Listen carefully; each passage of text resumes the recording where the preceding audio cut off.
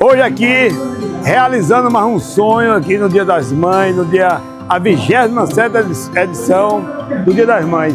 Prazeroso e bom demais ver essas mães felizes, dando risada, curtindo e vendo a alegria delas. Então, eu digo a vocês que é mais um ano de prazer, de felicidade por ver essa alegria.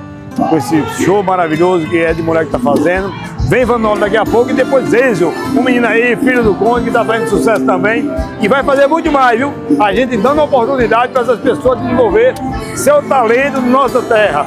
E eu faço isso e quero isso. Então, vamos para frente para nós curtir, abraçar e se divertir à vontade. Muito obrigado, que Deus abençoe. Obrigado a todos os patrocinadores, pessoas que colaboram para fazer esse evento acontecer.